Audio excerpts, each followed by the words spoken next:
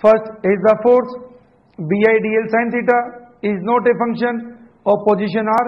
The magnetic force on a current element is non-central.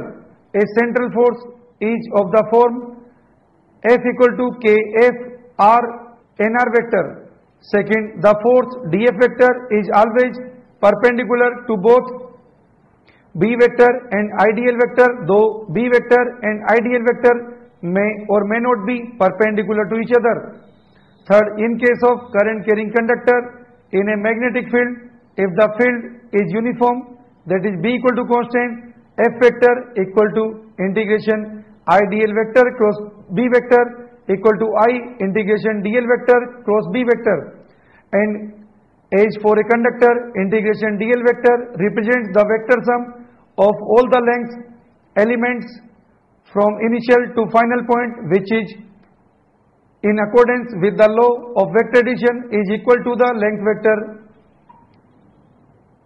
L dash vector joining initial to final point.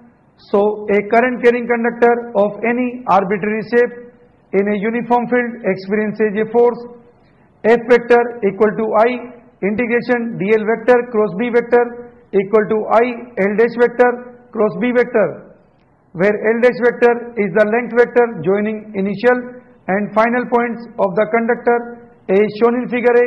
Fourth, if the current carrying conductor in the form of a loop of any arbitrary shape is placed in a uniform field, F vector equal to integration round the closed curve ideal vector cross B vector equal to I integration round the closed curve dl vector cross B vector, and as for a closed loop the vector sum of dl vector is always 0, so F vector equal to 0 as integration dl vector round the closed curve equal to 0. That is, the net magnetic force on a current loop in a uniform magnetic field is always 0 as shown in figure B. Here it must be kept in mind that in this situation different parts of the loop may experience elemental force due to which the loop may be under tension or may experience a torque as shown in figure. Fifth, if a current carrying conductor is situated in a non-uniform field, its different elements will experience different forces. So in this situation, F resultant vector is not equal to 0, but tau vector, that is torque vector, may or may not be 0. If the conductor is free to move, it translates with or without rotation as shown in figure A and B. 6. The net force on a current carrying conductor due to its own field is 0. So if there are two long parallel current carrying wires 1 and 2 as shown in figure, wire 1 will be in the field of wire 2 and vice versa. So force on dl2 length of wire 2 due to field of wire 1 df2 equal to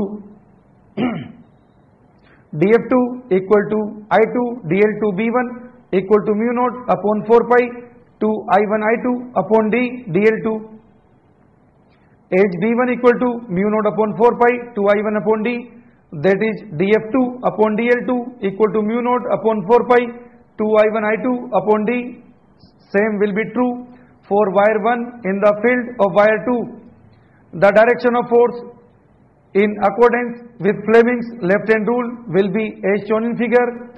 So force per unit length in case of two parallel current carrying wires separated by a distance d is given by df upon dl equal to mu naught upon 4 pi to I1 I2 upon d, and the force between the wires is attractive if the current in them is in the same direction, otherwise repulsive. This is opposite to that of what happens between two charges.